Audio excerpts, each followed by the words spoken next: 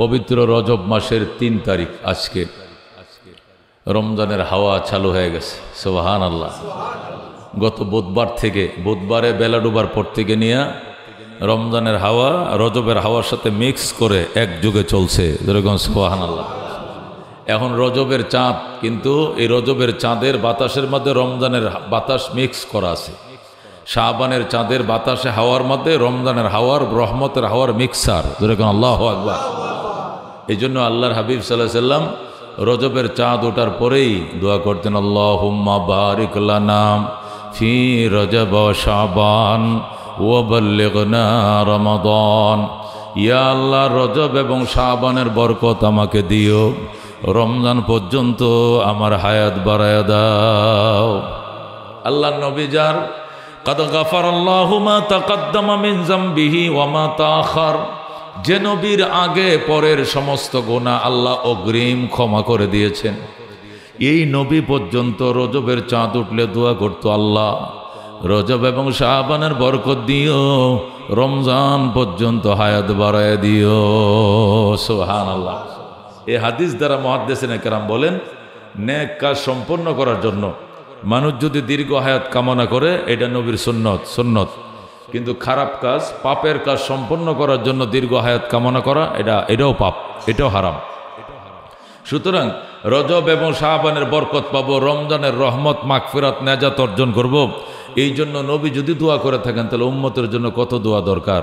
এই জন্য আল্লাহর হাবিব বলেছেন, এই চাঁদ ওঠার পরে, এই যে চাঁদের আজকে ৩ তারিখ, এই চাঁদ যাবে, আগামী চাঁদ যাবে, এর চাঁদে, পরের চাঁদে আমরা রমজানে ঢুকে পড়ব।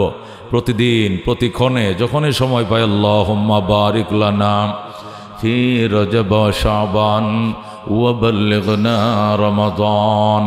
এই দোয়া যদি বেশি বেশি পড়ে মুসলমান, আল্লাহর হাবিব বলেছেন, যদিও বা আমার আল্লাহর নিয়ত ছিল, সিদ্ধান্ত ছিল, রমজানের আগে তোমাকে আমাকে দুনিয়ার থেকে নিয়ে নিবে, আমার ইন্তেকাল হয়ে যাবে, কিন্তু আল্লাহর কাছে কায়েমন বাক্যে দোয়া করার কারণে রমজানের আগে আল্লাহ মরণ দিবে না। যদি মরণ দেয়, আল্লাহ রমজানেই দিবে। যেরকম সুবহানাল্লাহ। এই জন্য এই দোয়াটা খুব মহব্বতের সাথে, অর্থ বুঝে, অর্থ তো বুঝি, আল্লাহুম্মা, হে আল্লাহ, আল্লাহুম্মা মানে হে আল্লাহ, বারিক লানা, বরকত দিও আমাদের জন্য, ফি রজব ওয়া শাবান, রজব এবং শাবান মাসে, ওয়া বাল্লিগনা রমাদান, এরপরে পৌঁছে দিও তুমি রমজান পর্যন্ত। এই অর্থটা মনের মধ্যে অনুধাবন করে, আবেগের সাথে, খুব মহব্বতের সাথে এই দোয়াটা যদি পড়তে থাকি, বাজান জানা তো নাই কার কতদিন হায়াত আছে। আল্লাহ তাআলা যদি রমজানের আগেও মৃত্যু লিখে থাকেন, এই দোয়া কায়েমন বাক্যে করার কারণে হৃদয়ের গহীন থেকে আল্লাহ সিদ্ধান্ত চেঞ্জ করবেন, করে রমজানের আগে মরণ দিবেন না। রোজা রাখাবেন, তারাবি পড়াবেন, সেহরি খাওয়াবেন। যেরকম সুবহানাল্লাহ। এই জন্য এই দোয়াটা আমরা বেশি বেশি করতে রাজি আছেন ইনশাআল্লাহ। মা বোনদেরকে বলবো, তোমরা প্রস্তুতি গ্রহণ করো, রোজা কিন্তু আয়া পড়ছে, রোজা কিন্তু আয়া পড়ছে। আমাদের কোনো আয় অনুষ্ঠান আইলে, মেয়ের বিয়ের ডেট আগামী কি মাসে, মার্চ মাসে, এখন থেকে বিয়ের ডেট কিন্তু আয়া পড়ছে, কেনাকাটা কিন্তু শুরু করা লাগবে। তা আমরা আমাদের নিজস্ব আয়োজনের জন্য যেরকম 2-3 মাস আগের থেকে বলতে থেকে এই তো আয়া পড়ছে, এই তো সময় এসে পড়ছে, ওইটা যেরকম জগতের আয়োজনের জন্য বলি, আল্লাহর হাবিব বলেন, তুমি রমজানের জন্য এইভাবে বলতে থাকবা, এই তো রোজা এসে পড়ছে, এই তো রমজান এসে গেছে, আল্লাহ রমজানের আগে তুমি মরণ দিও না। আল্লাহ গত বছর 2টা রোজা ভাঙছি, এবার নিয়ত করছি একটা রোজাও ভাঙবো না, 30টা রোজায় রাখবো, 30 তারাবি পড়বো, 30টা সেহরি খাবো ইনশাআল্লাহ। কারা কারা রাজি আছেন? হাত বাড়ান। লিল্লাহি তাকবীর। আল্লাহ তুমি কবুল করো। যেরকম আজমা বিল জজম করলে, আজমা বিল জজম বোঝেননি, পাকাপোক্ত মন থেকে পাকাপোক্ত এরাদা যদি মানুষ করে, আল্লাহ আল্লাহ মান জাদ্দা ওয়াজাদা, যে চেষ্টা করে সে পায়। আমি চেষ্টা করব, আজমিল জজম করব, আল্লাহর কাছে দোয়া করব, আল্লাহ আমি সব পারি কিন্তু রোজা কেন পারি না, আমি সব পারি, আমি উপোস থাকতে পারি না, এবার প্রয়োজনে মারা যাব কিন্তু রোজা ছাড়বো না। ডায়াবেটিস আছে, জিব্বা শুকায়া যায়, ডাক্তার বলছে রোজা রাখা যাবে না, কি এর ডাক্তার, রোজা রেখে মরে যাব, দুনিয়াতে তো চিরদিন থাকা যাবে না। এইভাবে যদি নিয়ত শুরু করেন, আল্লাহ তাআলা রোজার বরকতে ডায়াবেটিস কন্ট্রোল এনে দেবেন, রোজার বরকতে হার্ট ভালো করে দেবেন, রোজার বরকতে আল্লাহ তাআলা এই যে এজমা রোগ আছে, শ্বাসকষ্ট রোগ, আল্লাহ রোজার বরকতে সুস্থ করে দেবেন। যেরকম সুবহানাল্লাহ। এই জন্য নিজেরও প্রস্তুতি গ্রহণ করা। আল্লাহর হাবিব সাল্লাল্লাহু আলাইহি সাল্লাম রজবের চাঁদ উঠলেই সাহাবায়ে কেরাম যারা ব্যবসা করতেন ব্যবসায়ীদেরকে বলতেন, এবং চাষ করতেন যারা চাষাবাদ করতেন তাদেরকে বলতেন যে তোমরা তোমাদের মালের হিসাব কমপ্লিট করে ফেলো। 10 মাস ব্যবসা করছো, হিসাব গুছায় ফেলো, গুছায় গরিবরে দেওয়ার জন্য যে জাকাতের টাকাটা এটা বান্ডেল করে সুন্দর করে রাবারতে পেঁচায় আলাদা রেখে দাও, এটা আলাদা পেশায় রেখে দাও। রমজান শুরু হবে সাথে সাথে গরিব দুঃখীদেরকে জাকাতটা দিয়ে দিবা। যেরকম সুবহানাল্লাহ। সাহাবায়ে কেরাম 10 মাস ব্যবসা করতেন, আর 1 মাস শুধু হিসাব মহাসাবা করতেন, পরের মাসে জাকাতটা দিয়ে দিতেন। আল্লাহ তারা বলতেন 2 মাস ব্যবসা করব না, শাবান মাস টানা রোজা রাখতেন, রমজান মাসে তো রোজা রাখতেন, অতিরিক্ত ইবাদত করতেন, রোজাদারকে ইফতার করাইতেন, আপ্যায়ন করাইতেন। ওনারা মসজিদ ছেড়ে বাহিরে তেমন যাইতেন না, দোকানপাটের খোঁজখবর তারা রাখতেন না। আল্লাহর হাবিব সাল্লাল্লাহু আলাইহি সাল্লামের এই প্রস্তুতি এটা আমাদেরকে অনুভূতির মধ্যে আঘাত করে, আমাদেরকেও তাড়া দেয়। এই জন্য আমাদেরকে এখান থেকে শিক্ষা গ্রহণ করতে হবে যে ইনশাআল্লাহ আল্লাহ বাঁচিয়ে রাখলে বিগত জীবনে যা শয়তানি দুষ্টমি যা করছি তো করছি, এবার নিয়ত করছি আল্লাহ চাহে তো একটা রোজাও ছাড়বো না। রাজি আছেন তো ইনশাআল্লাহ? আল্লাহ তৌফিক দান করুক। বাসা বাড়িতে বলবেন যে শোনো, আমি না রাখার কারণে শয়তান তো হইলে আমার দোষে, এই জন্য আমি কিছু রোজা ভাঙছি, তুমিও দেখছি ভাঙছো। ওয়াইফরে বলবেন তুমিও ভাঙতে দেখছি। আর পোলাপান তো রাখেই নেই, কারণ মা বাবাই রোজা ঠিক মতো না রাখলে পোলাপান কোত্থেকে শিখবে? দেখা ধর্ম, শিক্ষা কর্ম। ধর্ম দেখে দেখে শিখা লাগে, ধর্ম শিখা লাগে দেখা, কর্ম শিখা লাগে কি শিখা। ধর্ম দেখলে দেখতে দেখতে আল্লাহ সে কেমনে অজু বানায় একটু লক্ষ্য করলে আপনি একটু পরে নিজে অজু বানাইতে পারবেন। সে কেমনে নামাজ পড়ে একটু লক্ষ্য করলে একটু পরে 2 রাকাত নামাজ আপনিও পড়তে পারবেন। দেখা দেখে এইভাবে হয়। এই জন্য বেগমকে বলবেন শোনো, আমিও নিয়ত করছি, এবার হুজুরে বলছে একটা রোজা ছাড়বো না, তুমিও নিয়ত করো একটা রোজা ছাড়বো না। আল্লাহ তৌফিক দিবে, চেষ্টা আমাদের, পূর্ণতা আল্লাহর। আল আসায়ু মিন্না ওয়াল ইতমামু মিনাল্লাহ। চেষ্টা আমাদের, পূর্ণতা দিবেন কে? আল্লাহ। আমাদের চেষ্টার ভিতরে যদি একটু খটমট থাকে, কয় ইনশাআল্লাহ চেষ্টা করবো না, দেখি গত বছর রাখছিলাম 16টা, এবার না হইলে আরো 4টাও রাখলাম, 20টা রাখবো।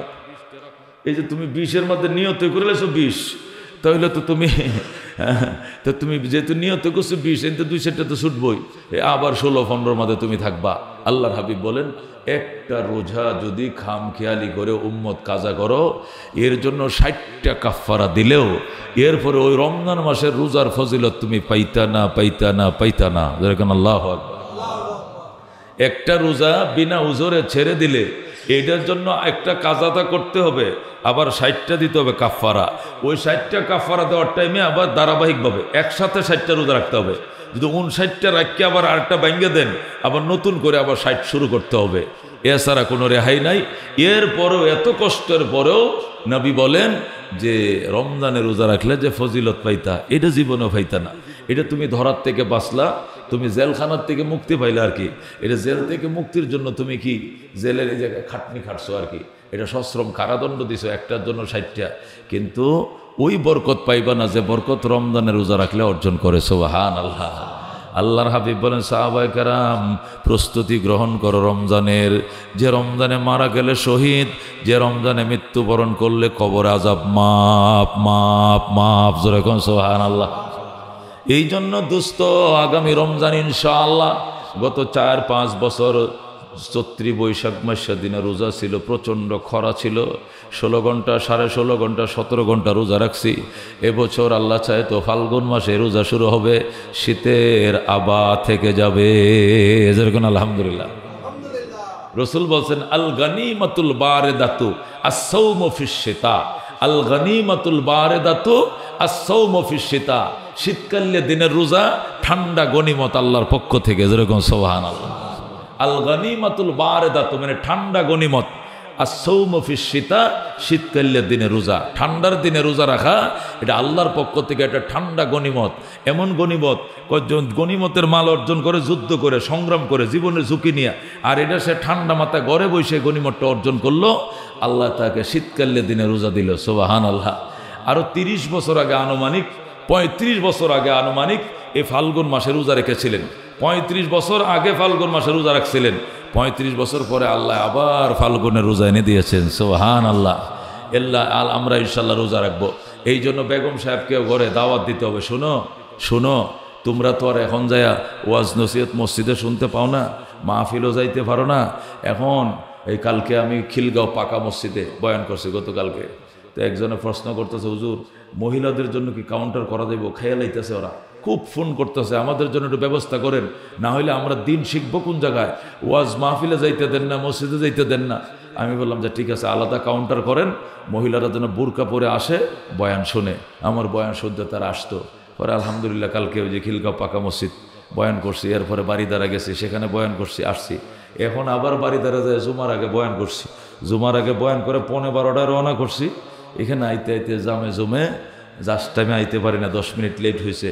এখান থেকে ফেনী 2টা বয়ান, একটা ফেনী শহরে আর একটা হলো সোনাগাজী, আর একটা আলাদা জায়গা আছে থানা, ওখানে যাইতে হবে। এইভাবে একের পর এক চলছে। আল্লাহ তাআলা সুস্থ রাখুক, দিনের খেদমত করার তৌফিক দান করে, যেরকম আমিন। মা বোনরা যদি দিনদার না হয়, বাজান গাছ দিনদার না হইলে ফল দিনদার হবে না। কোনোদিন আইট্টা কলা গাছে সবজি কলা ধরে না, চাইলতা গাছে কোনোদিন কি আঙ্গুর ধরবে না। এটা যে গাছ যে ফল চান ওই ফলের গাছও লাগাইতে হবে। এই জন্য আমাদের চেষ্টা তো করা দরকার, আগেই বিয়া শাদী করার আগেই দিনদার মেয়ে বিয়ে করা।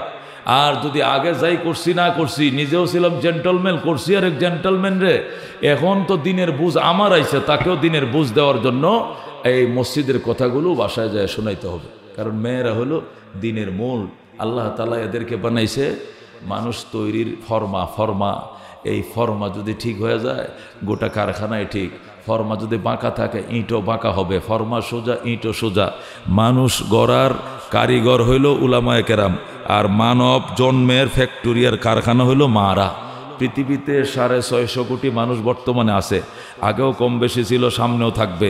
এই 650 কোটি বা 700 কোটি মানুষের মধ্যে এমন একটা মানুষও নাই যে মানুষটা তার বাপের গর্তে জন্ম লইছে, সবটি মার গর্তে জন্ম নিছে। কথা কোন ঠিক কিনা? বাপ কোনো প্রজনন কেন্দ্র না, প্রজনন কেন্দ্র হলো মা। সন্তান প্রজনন কেন্দ্র যেহেতু মা, ওই ফরমাটা যদি বাজান ঠিক হয়ে যায়, সন্তান ঠিক, স্বামীও ঠিক, দেবর ঠিক, বাসুর ঠিক, পুরা ফ্যামিলি ঠিক, একবার পুরা ফ্যামিলি ঠিক। একদিন যদি কয় দেবর বাসুর আমার সামনে আইস না বেটা, ইসলামে নমাজ রোজা যেরকম ফরজ, নারীদের ফরদাও ফরজ। একদিন বিয়ের পরে দমুক দিব, 60 বছর বাঁচলেও এই দেবর বাসুর জীবনে আর ওই বাবির সাহেবের সামনে আইতো না। বাস পর্দার শুরু হয়ে গেল। মেয়েটাকে দিন শিখাইলেন, ছেলেটাকে দিন শিখাইলেন, কোরআন পড়াইলেন, পর্দা পড়াইলেন, স্কুল ভার্সিটিতে পড়াইলেন, বুরকা দিয়া ঢিলাঢালা বুরকা দিয়ে স্কুল কলেজে ভার্সিটিতে পাঠাইলেন। সে উচ্চশিক্ষা শিক্ষিত হলো, আবার সে দিনের বিধানও মেনে চলল। দুনিয়াও আল্লাহ দিল, আখিরাতও দিল। আল্লাহ তো বলছেন রব্বানা আতিনা ফিদ দুনিয়া হাসানা ওয়া ফিল আখিরাতি হাসানা। হে নবী, আপনি দোয়া করেন আর বলেন, হে রব, আমাকে দুনিয়াতেও কল্যাণ দাও, পরকালেও কল্যাণ দাও, ওকিনা আযাবান নার, এবং জাহান্নামের আযাব থেকে বাঁচাও। সুতরাং দুনিয়ার কল্যাণ তো নিষেধ নাই। কল্যাণের ভিতরে দুনিয়াতে সুখ শান্তি, মনের শান্তি, টাকা পয়সা, গাড়ি বাড়ি সব কল্যাণের অন্তর্ভুক্ত। পরকালের কল্যাণের মধ্যে সুখ শান্তি, শরবত শাহাদত যা আছে, হাউজে কাউসার, নবী শাফাত, জান্নাত, ফেরদাউস যা আছে, সব এই কল্যাণের অন্তর্ভুক্ত। সুতরাং দুনিয়াতেও কল্যাণ নিষেধ নাই, পরকালেও কল্যাণ নিষেধ নাই, কিন্তু কল্যাণ হইতে হবে কল্যাণের আকারে, বৈধ পন্থায়, অবৈধভাবে নয়। কথা কোন ঠিক কিনা? এই জন্য মা বোনদেরকে দিন শিখাইতে হবে। যারা বিয়ে শাদী করি নাই, আগের থেকে সিদ্ধান্ত নিব যে আমি দিনদার মেয়ে বিয়ে করব, আমি বেদিন মেয়ে বিয়ে করব না। দিনদার মেয়ে আজকালের বাজারে দিনদার হইলো ওই সমস্ত মেয়েরা, যে সমস্ত মেয়েরা বুরকা নিয়ে চলাফেরা করে, এবং যে সমস্ত মেয়েরা অন্তত 2-4টা অ্যান্ড্রয়েড সেট ইউজ করে না। এই সমস্ত মেয়েদেরকে মোটামুটি মন্দের ভালা বলা যায়। আর যারা মাশাআল্লাহ গ্রামীণ, একটা লম্বর গ্রামীণও একটা আছে, টেলিটকও একটা আছে, আবার এয়ারটেলও একটা আছে, সেট বড় 3টে আছে, ছোট একটা আছে, এরপরে জ্যামিতি বক্স আছে, এরপরে কয়েকটা নিচে বই আছে। এইভাবে উনি স্কুলে রওনা করছেন। উনার তো লেখাপড়ার সময় নাই। 4টা সেটে একসাথে কল আসবে, এটা এখানে ধরবে, আর একটা ওইখানে ধরবে, আর 2টা নিচে বাজবে। এই 2টা শেষ হলে পরে 2টা রিসিভ করবে। তার বন্ধুর শেষ নাই, ফ্রেন্ডের শেষ নাই, ক্লায়েন্ট কলিকের তার কোনো অভাব নাই। মাশাআল্লাহ, বিয়ের আগেও বিয়ে 2-1 জায়গাতে হয়ে থাকতেও পারে। এই জন্য এই মেয়ে আপনি আইনা পরে কি জন্ম দিবেন? খবিসের গর্তে আরেক খবিস জন্ম নিবে, খাটাসের গর্তে আরেক দাইয়ুস জন্ম নিবে। কথা কোন ঠিক কিনা? এই জন্য বাজান, হযরত ওমর ফারুক রাদিয়াল্লাহু তাআলা আনহুর দরবারে এক সাহাবী আয়েশা বলতেছে, ওগো আমিরুল মুমিনিন, নবী যখন ছিলেন তখন আমি ছোট ছিলাম, নবীর সামনে যায় কিছু বলা সাহস আমার ছিল না, আমি ছোট নাবালেক ছিলাম। আমি বড় হয়েছি, সাবালেক হয়েছি, এখন নবীও দুনিয়াতে চলে গেছেন, আবু বকরও চলে গেছেন, আপনার কাছে আসছে আমি। কি ব্যাপারে? আমি মার একমাত্র সন্তান, আমি আমার মায়ের একমাত্র সন্তান, আমার আর কোনো ভাইও নাই বোনও নাই। আব্বা ইন্তেকাল করেছেন, মা বৃদ্ধা, খেদমতের দরকার। এখন আমি চাইতেছি এটা বিয়ে করতাম। হযরত ওমর বলেন জলদি করবেটা বিয়া, দেরি করস কা, তুই বালেক হস নাই কইছি তো, বিয়ে কর। বিয়ে যে করবো নিয়ত তো আমি একটা ভালো সন্তানের বাবা হইতাম। কার সন্তানের?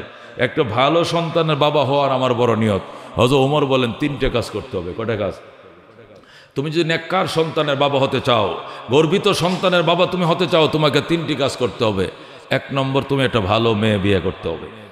1 নম্বর, তুমি এই বাবা হওয়ার আগে যার ঘরে বাবা জন্ম নিবে, তোমার সন্তান যার ঘরে জন্ম নিবে, পাত্রীটা তুমি ভালো দেখে চয়েস করতে হবে। 1 নম্বর, তুমি একটা নেককার মেয়ে চয়েস করো। 2 নম্বরে, আল্লাহ ছেলে দেখ আর মেয়ে দেখ, সন্তান তো দিবে, সন্তানের জন্য সুন্দর একটা নাম রাখবা। প্রথম লাগবে নেককার মেয়ে বিয়ে করতে হবে। 2 নম্বরে, মেয়ের ঘরতে যে সন্তান হবে, ছেলে হোক আর মেয়ে হোক, নাম অকাটে বকাটে নাম রাখা যাইতো না, নাম রাখতে হবে কি? ভালো নাম। সুম্মা আহসিন ইসমাহু, অতঃপর তার ইসিম মানে তার নাম সুন্দর করে রাখো। আব্দুল্লাহ, আব্দুর রহমান, আব্দুল করিম, আব্দুল জব্বার, খলিলুল্লাহ, অলিউল্লাহ, রহিমুল্লাহ, হাসানুল্লাহ, আহসানুল্লাহ, কত ইসলামের নামের কোনো অভাব নাই। অ্যাবলেট, ট্যাবলেট, প্রান্ত, সীমান্ত, অজয়, বিজয়, সেই যে আকাশ, এই সমস্ত নাম সামনে সংবং চলতো না। এগুলো দিয়ে সন্তান বকাটে হয়ে যায়। নাম বকাটে হলে ছেলেটাও বকাটে হয়ে যায়। যদি কয়ে বিপ্লব, এদিকে আয়, তো বিপ্লবের তো সাইজ অন্যরকম। নাম যেরকম বিপ্লব আছে, মনে করেন হ্যাঁ চুল কাটেন দিছে 3 তালা, কয়তালা? নিচে 1 তালা, মাঝখানে একটা উপরে। কারণ তার হে চিন্তা করছে নামই রাখছে আমার বাপে বিপ্লব করে, আমার তো এটা বেগতিক একটা সিস্টেম অবলম্বন করতে হবে, কারণ নামেই তো একটা বেগতিক। আমার তার নামেই থাকে দিশাহারা করে ফেলবে, তার অর্ধেক মাতাল করে ফেলবে বিপ্লবে। কথা কোন ঠিক কিনা? এই জন্য দুস্থ আল্লাহ নবী বলছেন, প্রথম হযরত ওমর বলেছেন 1 নম্বর, তুমি নেককার মেয়ে বিয়ে করবা। 2 নম্বরে কি করবা? সন্তান ছেলে দেখ আর মেয়ে দেখ। মেয়ে হইলে আয়েশা, ফাতেমা, রাবিয়া, যত সুন্দর সুন্দর নাম আছে, খাদিজা, অভাব নাই দুনিয়াতে, সুন্দর সুন্দর নামগুলো রাখবা। ছেলে হেলা আব্দুল্লাহ, আব্দুর রহমান, আব্দুর রহিম, আব্দুল করিম। হুজুর এটা ওল্ড মডেল, এটা চলে এখন, এগুলো ওল্ড মডেল, এখন এগুলো চলে না, এখন নিউ মডেল লাগে। এখন স্মার্ট বাংলাদেশ চলতেছে, এখন স্টেজ ভাঙ্গিয়া পড়ার দিন, এখন বইয়া তাওনের দিন না। কথা ঠিক কিনা? স্মার্ট বাংলাদেশ কইয়া ধপ করে ভরিয়া দুনিয়া ভাঙ্গিয়া সুরে থসনস করার দিন হলো এখন। এখন কি কোন আপনি হুজুর? এই ভাঙ্গা চোরার দিন ইসলামে চলে না বাজান। ইসলাম হলো গড়ার দিন, ভাঙ্গার দিন না। সুন্দর করে একটা নাম রাখবেন। এরপরে কি করে? সুম্মা আহসিন তাদিবাহা, সর্বশেষ কথা তার আদবটা আগে শিক্ষা দিবা। আদবটা মানে কি? যেদিন সে ময়কারমা মামা সরায়া বয়াকার সরায়া ব আব সরায়া ল ম আলম কলম, এ আক্ষরিক জ্ঞান যখন শিখবে আর 1-2টা শব্দ সে উচ্চারণ করা শিখবে, তখন তার কলিজা ছিদ্র করে কালিমা ঢোকা, আশহাদু আল্লাহ ইলাহা ইল্লাল্লাহ ওয়া আশহাদু আন্না মুহাম্মাদান আবদুহু ওয়া রাসূলুহু। 1 নম্বর তার মা হবে দিনদার, 2 নম্বরে তার নামটা হবে দিনদার, 3 নম্বরে তার প্রথম শিখাইবা তার কালিমা। আর তালিমু ফিস সিগারে কান্নকশে ফিল হাজারে, ছোটবেলার শিক্ষা পাথরের দাগের মতো, পাথরের দাগ। এই যে টাইলসের মধ্যে দাগ দিয়েছে, নামাজের কাতারের দাগ, টাইলস শেষ হয়ে যাবে, দাগ মুছবে না। পাথরের দাগ যেমন মুছে না, ছোটবেলার শিক্ষার দাগ কলেজার থেকে মুছে না। ঠিক কিনা? যারা মক্তবে আত্মায়াত শিখছে, যারা মক্তবে কালিমা শিখছে, যারা ছোটবেলায় মক্তবে কোরআন শরীফ শিখছে, জীবনেও যদি কোরআন শরীফ না পড়ে ভুলবে না, কারণ এটা পাথরের দাগের মতো, কলিজায় দাগ পড়ে গেছে, মুছবে না। আর ছোটকালে না শিখা বুড়া হইয়া 3 চিল্লা দিছ, তাবলিগে গেছো, চিল্লা দিছ, কোরআন শরীফ পড়ছ, অথবা এমনি অমনে কোনো সময় কোরআন শরীফ পড়ছ, এটা 2-4 দিন চর্চা না করলে আবার ভুলে যাইবা, কারণ পাকনা হইয়া শিখছো, এটা অন্তরের মধ্যে দাগ পড়ে না। ঠিক কিনা? এই জন্য আল্লাহর হাবিব কয়, মৌতের বিছানায় সংকটময় মুহূর্তে কালিমা যদি বের করতে হয়, ওই কালিমাটা কাঁচা আঁত থাকতে শিক্ষা ফালাও, তাহলে এই কালিমার দাগ কলিজার থেকে মুছবে না। ছোটবেলায় যখন লা ইলাহা ইল্লাল্লাহ বলছো, মৌতের বিছানায় অটোমেটিক বের হবে আশহাদু আল্লাহ ইলাহা ইল্লাল্লাহ ওয়া আশহাদু আন্না মুহাম্মাদান আবদুহু ওয়া রাসূলুহু। ফলে কি হলো? শুরুতেও তোমার কালিমা, শেষের তোমার কালিমা। মান কানা আউয়ালু কালামিহি লা ইলাহা ইল্লাল্লাহ ওয়া আখিরু কালামিহি লা ইলাহা ইল্লাল্লাহ ফাদাখালাল জান্নাহ। নবী কয়, যার প্রথম প্রথম কথা হবে লা ইলাহা ইল্লাল্লাহ, আরেকবার বিদায় বেলা কবরে যাওয়ার আগে হবে লা ইলাহা ইল্লাল্লাহ। মাঝখানের জীবনের গুনাহ মাফ করে আল্লাহ তাকে জান্নাতে ঢুকাবে। যেরকম সুবহানাল্লাহ। এই জন্য বন্ধু, নেককার সন্তানের বাবা হইলে তিনটা জিনিস লাগবে। এক নম্বরে নেককার মা আনতে হবে, এরপরে নামটা রাখতে হবে ইসলামিক নাম। 3 নম্বরে আগে কোরআন শিক্ষা দিতে হবে, আদব শিক্ষা দিতে হবে। মক্তবের পড়াটা পড়াইলেন, নুরানিটা শিখাইলেন, কোরআনটা সুন্দর করে পড়াইলেন। এত দুরূদ শরীফ, জানাজার নামাজ, ঈদের নামাজ ইত্যাদি সব শিখানোর পরে এবার তুমি কলেজে পড়াও, ভার্সিটিতে পড়াও, অসুবিধা নাই। ডক্টর হবে, কালেক্টর হবে, ব্যারিস্টার হবে, খোদাদ্রোহী হবে না, ইসলাম বিদ্বেষী হবে না, ঠিক কিনা? এই আমাদের এই প্রেসিডেন্ট, তুর্কি প্রেসিডেন্ট হাফেজ এরদোগান, তুর্কি প্রেসিডেন্ট, সে ডক্টর। সে কি ডক্টর এরদোগান? সে প্রথম তার মা তাকে কোরআনের হাফেজ বানাইছে, সুবহানাল্লাহ। সে তাদের যে রাজধানী আছে, রাজধানীতে যে বড় মসজিদ আছে, এই মসজিদে সে যেদিন উপস্থিত থাকে ওই দিন খতিব সাহেব আর নামাজ পড়ে না, ডক্টর এরদোগানের জুমার নামাজের খুতবা দেয়, নামাজ পড়ায়। যেরকম আল্লাহু আকবার। কি মনে করছেন সে একজন ডক্টর, কিন্তু ডক্টর হওয়ার আগে সে আগে কি শিখে নিয়েছে? আল্লাহর কোরআন মুখস্থ করে নিয়েছে, ইসলামের প্রয়োজনীয় কথাবার্তা সে জেনে নিয়েছে। বর্তমানে ডক্টর, তুর্কি প্রেসিডেন্ট ডক্টর এরদোগান মুসলিম উম্মার অভিভাবক। কথা কোন ঠিক কিনা? আরববিতে সব দিয়ে আমেরিকার কাছে বেচা কিনা হয়ে গেছে, এটা সব দালালের দালাল। এটা রাজতন্ত্র ধরে রাখার লেগিয়া সব দালালরা আমেরিকার কাছে কেনা বেচা হয়ে গেছে। ইসরায়েলের কাছে কি এরা নাক কান সব বিক্রি করে ফেলছে। এই জন্য ফিলিস্তিন মারতেছে, কত দেশ ধ্বংস করতেছে, ওরা কোনো আওয়াজ নাই, কিন্তু এর দোকান বসে নাই। কথা কোন ঠিক কিনা? একাই হুঙ্কার মারতেছে, এর দোকান আছে সুন্নি কর্তৃপক্ষের মধ্যে এর দোকান, আর শিয়াদের মধ্যে হলো ইরান। শিয়া তো আর আমাদের আকিদার নয়, ওরা শিয়া, ওরা আবু বকর উমরকে নবীর সাহাবী মনে করে না, এই জন্য আমরা তাদেরকে মুসলমান মনে করি না। ওরা শিয়া মুসলিম দাবি করে থাকগা, ওরা এক সাইডে, কিন্তু সুন্নি মুসলিমান আমরা সব বাঙালিরা সুন্নি মুসলিম। আমাদের সুন্নি মুসলিমদের প্রাণের নেতা হাফেজ ডক্টর এরদোগান। কথা কোন ঠিক কিনা? डॉक्टर इकबाल बोलेছিলেন तुम शौक से कॉलेज में पढ़ो फार्क में झूलो जायस के गुबारों में उड़ो चरख में चलो लेकिन एक सुखन बंदाए आजिज से रहे याद अल्लाह नबी अपने हकीकत को न भूलो। डॉक्टर इकबालेर कविता तुम शौक से कॉलेज में पढ़ो आग्रह निये तुम कॉलेजे पढ़ो पार्क में झूलो बिकाल बेला पार्कर मध्य झूलते थको नाचते थको असुविधा नहीं जायस के गोबारू में उड़ो चरख में चलो तुम्हें आकाशे उड़ो तुम्हें पाइलट हओ तुम्हें सारांग हओ तुम्हें ड्राइवर हओ बैरिस्टार हओ कलेक्टर हओ डॉक्टर हओ जा खुशी हओ तबे एक सखन बंदाए आजिज से रही याद अल्लाह नबी अपने हकीकत को न भूलो। किन्तु आमी गुनाहगार डॉक्टर इकबालेर একটা কথা মনে রাখিস আমি যারে বলি নাই তোরাও তারে বলিস নাই তাই তিনি হলেন আল্লাহ এবং তার রাসূল। কথা কোন ঠিক কি না? আমি ডক্টর ইকবাল আল্লাহকে বলি নাই রাসূলকে বলি নাই তোমরাও বলিও না। ডক্টর ইকবাল বাড়ি পাকিস্তানে, তখন তো পাকিস্তান বাংলাদেশ ইন্ডিয়া বার্মা সব একসাথে, এটা পুরো মহাভারত। এই মহাভারত একসাথে থাকা অবস্থায় পাকিস্তান স্টেটে তার জন্ম। পাকিস্তানে তিনি মক্তবে কোরআন পড়ছেন, হাদিস পড়ছেন, পইরা পরে তিনি কলেজে ভর্তি হয়েছেন। কলেজ থেকে লাহোর থেকে অনার্স করে এরপরে মাস্টার্স করার পর ডক্টরেট নেওয়ার জন্য তিনি অক্সফোর্ড ইউনিভার্সিটিতে গেলেন, সেই লন্ডনের অক্সফোর্ডে গেলেন। তিনি যখন অক্সফোর্ডে পড়তে গেলেন 4 বছর ওখানে ছিলেন। ওই 4 বছরের মধ্যে লন্ডনীরা করছে কি লাল কুত্তারা এসে পূর্ব এশিয়া দখল করে নিছে, মানে পুরো বাংলাদেশ ভারতবর্ষ পুরোটা দখল করে নিছে। কারা? ওই লন্ডনীরা, লাল কুত্তার দল, ব্রিটিশরা আর কি। তো উনি তো ব্রিটিশের ভার্সিটিতে পড়ে, আর ব্রিটিশরা এসে তার দেশ দখল করে ফেলছে। এই কথা শুনিয়া সে সেখান থেকে লেখাপড়া বাদ দিয়ে চলে আসছে। ডক্টরেট নিয়েছে অবশ্য, ডক্টরেট নিয়ে পরে আরও সময় ছিল, ওই সময় না কাটিয়ে তিনি সেশন জট বাদ দিয়া সে চলে আসছে। চলে আইসেই তো কবিতা লেখা শুরু করছে। আইর কবিতা, ইকবালের এক এক কবিতা, নজরুলের বিদ্রোহী গান যেরকম বাঙালিদেরকে কি করছে, অগ্নি শর্মা বানায় ফেলছে বেঈমানদের বিরুদ্ধে যুদ্ধের জন্য। ওই দিক দিয়ে পশ্চিম পাকিস্তানে ডক্টর ইকবালের গানে, তার সঙ্গীতে মুসলমানদেরকে ইহুদিদের খ্রিস্টানদের বিরুদ্ধে অগ্নি শর্মা বানায় ফেলছে। ঝাঁকে ঝাঁকে মানুষ ঝাঁপিয়ে পড়ছে ব্রিটিশ বাহিনীর বিরুদ্ধে, এবং ফতোয়া আসছে ব্রিটিশের বিরুদ্ধে জেহাদ করা ফরজ, ব্রিটিশের সেনাদের মাঝে নাম লেখানো হারাম। হারাম ব্রিটিশ সেনাবাহিনীর মধ্যে চাকরি নেওয়া কবিরা গুনাহ।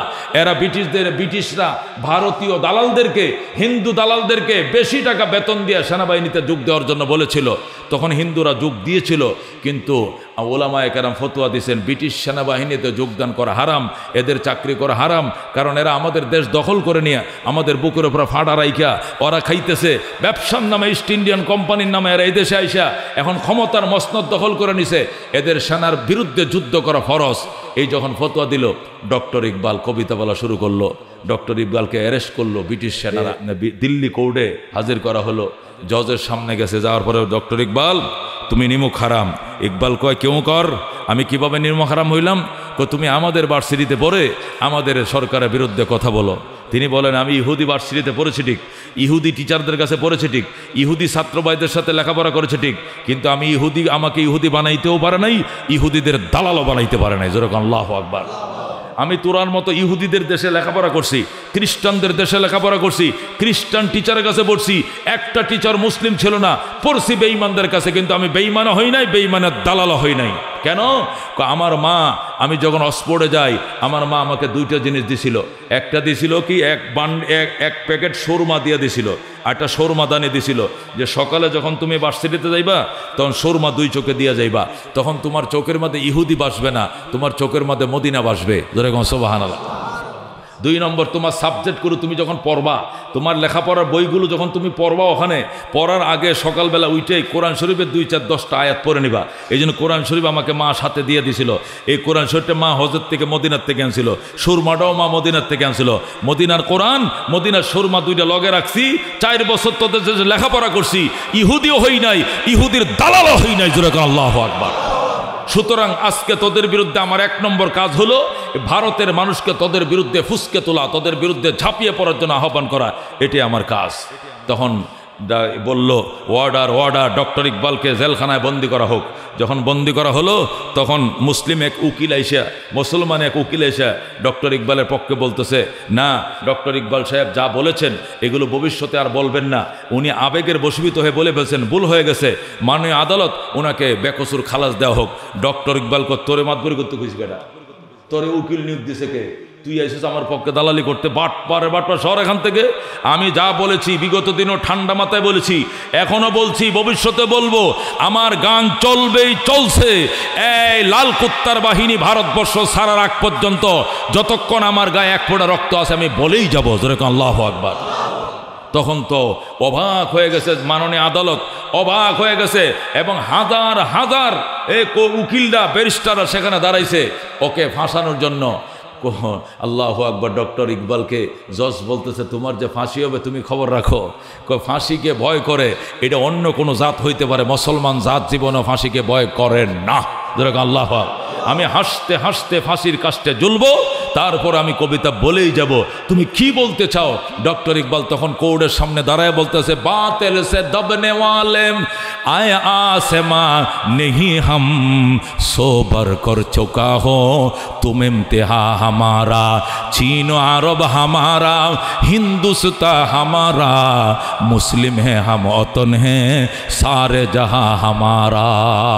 अल्लाहु अकबर। डॉक्टर इकबाल बोलते से बातिल से दबने वाले ओ बेईमानদের দালালের গোষ্ঠীরা আয়া আসমানে হি হাম তোদের অস্ত্র তোদের বন্দুক তোদের পিস্তল দেখে আমরা ভয়ান্বিত নই, আমরা ঘাবড়াই না, আমরা ভয় পাই না। কারণ সোবার কর চুকা হো তুম ইমতিহা হামারা, তোমরা শতবার আমাদের পূর্বপুরুষদেরকে পরীক্ষা করেছ, এই পরীক্ষায় আমরা উত্তীর্ণ হয়েছি, আমরা ফেইলার হওয়ার জাতি নয়। মনে রাখবে চীন ও আরব হামারা, চীন এটা আমরা মুসলমানের, আরব মুসলমানের, হিন্দুস্তান হামারা গোটা হিন্দুস্তান আমাদের, মুসলিম হে হাম আমরা মুসলমান, অতন হে সারে জাহা হামারা, মুসলমানদের জন্য পৃথিবী বানাইছে আমার আল্লাহ, বেঈমানের জন্য আল্লাহর জমিনে 100 জায়গার বরাদ্দ নাই। বেঈমানের জন্য আল্লাহর 100 জায়গা বরাদ্দ নাই, আল্লাহর জমিন ছেড়ে চলে যা। প্রমাণ কি? আল্লাহর কিতাব। কোথায় প্রমাণ দেখাও? সাথে সাথে ডক্টর ইকবাল বলেন সূরা আর রহমান, আল্লাহ বলেন ইয়া মাশারাল জিন্নি ওয়াল ইনস ইন ইসতাতাতুম আন তানফুযু মিন আকতারিস সামাওয়াতি ওয়াল আরদ ফানফুযু লা তানফুযুনা ইল্লা বিসুলতান ফাবিআইয়ি আলাই রাব্বিকুমা তুকাজ্জিবান। আল্লাহ বলছেন হে জিন এবং ইনসান, আমার জমিনে থাকলে আমাকে মানতে হবে, আমারে যারা মানবা না আমার জমিনে থাকার অধিকার নাই, চলে যাও চলে যাও। ফানফুযু মানে ভাগে যাও, লা তানফুযুনা ভাগার জায়গা নাই, পলায়নের জায়গা নাই, ইল্লা বিসুলতান যেখানে যাইবা দেখবা সেখানেও রাজত্ব চলছে আমি আল্লাহর। আল্লাহু আকবার। ফাবিআইয়ি আলাই রাব্বিকুমা তুকাজ্জিবান। সুতরাং লাল কুত্তার দল, আল্লাহর আনুগত্য তোদেরকে মেনে নিতেই হবে। ডক্টর জজকে কয় আল্লাহর আনুগত্য তো তোদেরকে মেনে নিতেই হবে, নতুবা সব বীরে বাইরিয়ে এনে বঙ্গোপসাগরে ফেলমো। এরপরে জজকে ওয়ার্ডার ওয়ার্ডার, তার জেল মওকুফ করা হলো। মায়ের সন্তান মায়ের কোলে ফিরিয়ে দিয়ে আসো। এই ছেলে যদি জেলে যায়, এ যে বুলেট সমস্ত জেল বন্দীদেরকে বুলেট বানাবে, সব বুলেটে মিলে জেলের তালা ভাঙবে আর ব্রিটিশদেরকে কুত্তার মতো তাড়াবে, পালিয়ে রেহাই পাবো না। এই জন্য ডক্টর ইকবালকে জেল দেওয়া যাবে না, যাবে না, যাবে না। আল্লাহু আকবার। মহতারাম হাজরিন, তখন ডক্টর ইকবাল মুক্তি পায় বেকসুর। কি বলতেছিলাম? এই কথাটাই বলতেছিলাম যে কোরআন ছোটবেলায়, দিনী শিক্ষা আগে ছোটবেলায় দিতে হবে, এরপরে ডক্টর বানান, ব্যারিস্টার বানান, কালেক্টর বানান। হে মুসলমান, আরবদেরকে বুঝাইছে কারা? আরবদেরকে বুঝাইছে ইহুদি নাসারারা যে তোরা যদি ভালো নেতৃত্ব চাস তোদের ছেলেদেরকে ট্যালেন্ট বানা। এই জন্য এই যে সালমানিয়া টালমানিয়া যে বান্দর আছে, এই বান্দরটিকে ছোটোকাল থেকে ABCD থেকে আমেরিকা পড়ালেখা করাইছে। আমেরিকা ABCD থেকে পড়ায়া এখানে ওদেরকে দালাল বানাই লাইছে। এরা যদি শুরু দিয়ে এখানে আরবি পড়ে লইতো, কিছু আরবি পড়া মাতৃভূমির মায়া মমতার কথা পড়া, কিছু কোরআন হাদিস পড়া, এরপরে ডক্টর আনতে যাইতো, তাহলে এরা ইহুদি হইতে পারতো না। কিন্তু এদেরকে ইহুদিদের দালাল বানাইছে কেমনে? শুরুর থেকে এদের বাপ মায়ের মগজ দুলাই করে বলছে এই ভবিষ্যৎ আরবের নেতৃত্বের জন্য এদের প্রয়োজন, এদেরকে ট্যালেন্ট বানানোর জন্য ছোটকাল থেকে ওখানে পাঠান। এরা আগে আরবি টারবি শিখে এলে পরে ইংরেজি ভালো পারতো না, এই জন্য শুরুর থেকে ABCD পড়ানোদেরকে। এই জন্য সালমান এই এর জায়গা আছে, এদের বাইকগুলো সবগুলো আমেরিকায় পড়াইছে, পড়ায় এখন ইহুদিদের দালাল। এখন চোখের সামনে রক্তের বন্যা বয়ে দিতেছে ইসরায়েল, কিন্তু এদের চোখে পানি নাই, এদের মায়া নাই। এরা নারী, অর্থ, সম্পদ, লিপ্সা নিয়ে আরামে দিন কাটায়। কথা কোন ঠিক কিনা? এই জন্য মহতারাম হাজিরিন, আমি যে কথা আরজ করতেছিলাম, মা বোনদেরকে দিনদার বানাইতে হবে। এরা হলো আমাদের কারখানা, এরা হলো আমাদের ফ্যাক্টরি, মানব প্রজনন কেন্দ্র। ওই জায়গাটা যদি বাজান বালা হয়, সব বালা। গাই গুনে তার ঘি, মা গুনে তার জি। কথা কোন ঠিক কিনা? মা ভালো ছিল, জিও ভালো হবে, গাই ভালো ছিল, ঘিও ভালো হবে। ঠিক কিনা? অথবা হবে না। এই জন্য পবিত্র রজব মাস আসছে, আমরা রমজানকে সামনে নিয়ে শপথ করি গোনা বন্ধ, আর গোনা করব না, আর পাপ করব না, নেক আমলের গতি বাড়ায় দেবো ইনশাআল্লাহ। রমজানের একটা রোজাও ছাড়বো না, প্রত্যেকটা রোজা রাখবো, তারাবি পড়বো, সেহরি খাবো, দান খরচ করবো, সাদাকা করবো, ইফতার করাবো। আল্লাহ তাআলা যতগুলো নেক বা প্রজেক্ট আছে প্রত্যেকটা প্রজেক্টে আমি অবদান রাখবো। আল্লাহ রাব্বুল আলামিন আমাদেরকে আমল করার তৌফিক দান করে, যেরকম আমিন। ওয়া আখিরু দাওয়ানা আলহামদুলিল্লাহি রাব্বিল আলামিন। যারা সুন্নত পড়ে না, 4 রাকাত সুন্নত পড়ে